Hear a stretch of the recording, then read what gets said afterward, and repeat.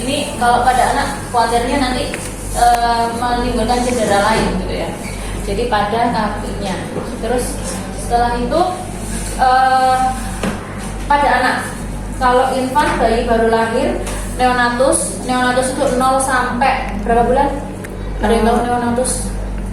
Neonatus 0 sampai 28 hari. Kalau infant itu bayi 0 sampai 1 tahun. Kalau anak-anak umur berapa? 1 tahun. Itu kita toddler dulu ya, toddler 1 sampai 5 tahun. Kalau anak-anak berarti 5 tahun sampai dengan dia sekolah gitu ya. Nah, kalau pada bayi 2 jari aja. Kalau bisa nggak nekuk ya tangannya, jadi lurus gini, tangan dominan aja. Nah, ini pegang kepalanya untuk fiksasi, kemudian ditekan 2 jari. 1, 2. Jadi recoil, jadi sampai dengan ini rongga dadanya naik kembali. Jadi jangan terlalu cepat. Kalau terlalu cepat gini nggak memberikan waktu untuk paru-paru terisi oleh udara. Kan ketika kita memberikan pijatan pada jantung, ini harapannya kelistrikan jantung yang macet atau yang mati atau yang tidak bergerak itu tadi, jantungnya yang kolaps, yang apnu, itu bisa tervaskularisasi lagi. Jadi kan jantung itu di samping dia pemompa darah, dia juga kayak apa ya? Ini listrik. Jadi dia kayak gardu listrik kalau ibaratnya suatu kota ya. Dia pusat kelistrikan dari tubuh. Kalau jantungnya kolaps, biasanya paru-parunya kolaps. Sebentar lagi kemudian otaknya kolaps dan lain sebagainya. Jadi senternya adalah jantung. Dipijat di antara mama dia. Jadi 2 jari ditekankan begini. 1, 2. Hitungannya berapa? Di modul ada?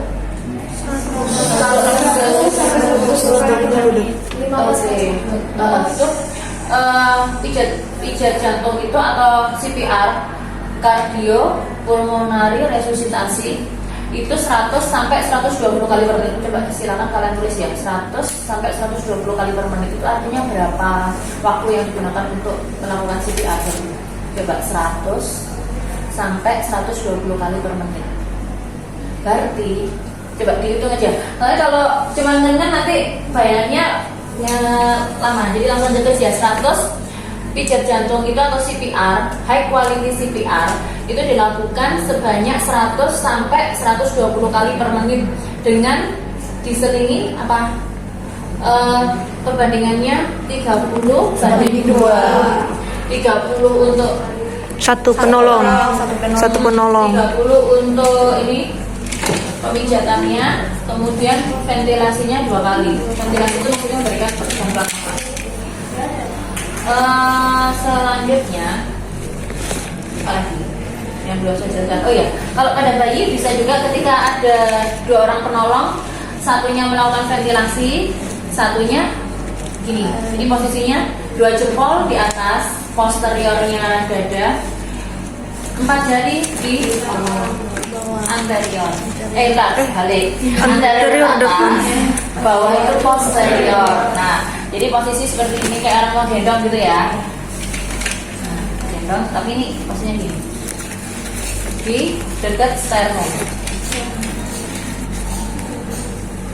Kemudian posisinya ada yang tahu nggak sternum itu di mana? Jadi tengah kayak tulang kaki pedang gitu ya, menghubungkan antara rongga dada kanan dan kiri, lurus dari sini sampai sini. Dia di atasnya diafragma di sini, lambung di sini. Kemudian kedalaman untuk melakukan CPR berapa? 1/3 diameter dada. 1/3 diameter Dada anak. Dada anak, 1/3 antero posterior rongga dada, gitu ya. Ini yang udah dipahami. 1/3 kedalamannya adalah berapa? Kedalamannya 4 cm ya, sepertiga itu atau 4 cm atau 2,5 inci. Tapi yang lebih tepatnya tadi ya, kita bisa memperhitungkan kalau dada anak segini, berarti sepertiganya kurang lebih segini, gitu ya. Dan biarkan dia kembali sempurna dulu rongga dada, baru diberikan pijatan selanjutnya. Pemijatannya nanti kan ini tadi ya 120 kali per menit. Tadi ada perbandingan 30 banding 2.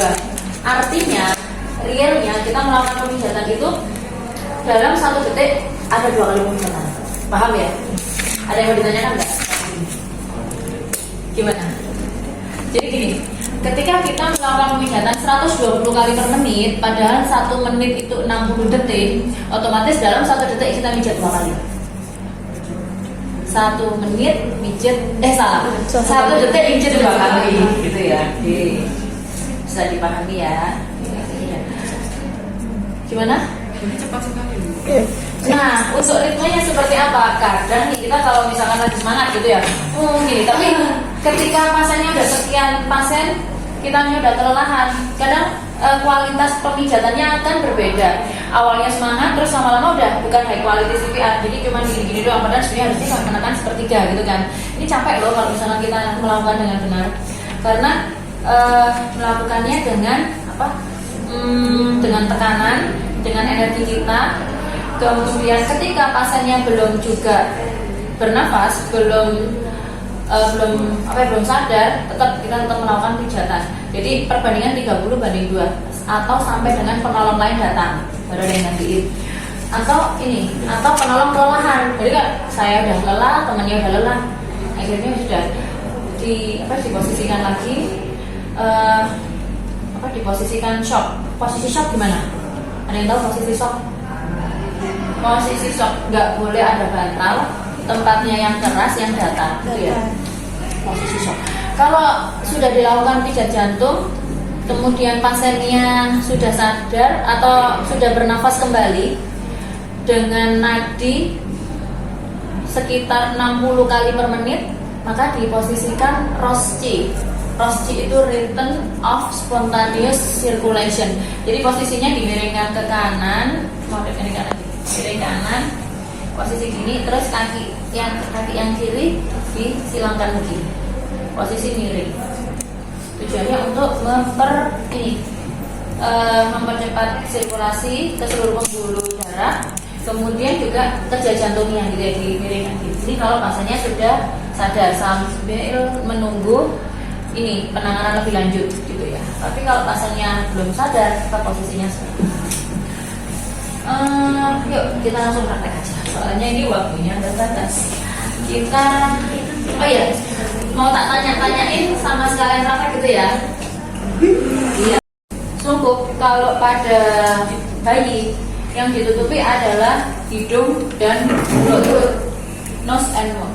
Ini. Jadi yang kita berikan nafas buatan dua-duanya. Tapi kalau pada anak-anak hanya mulutnya saja nafas buatan. Pada dewasa juga apa?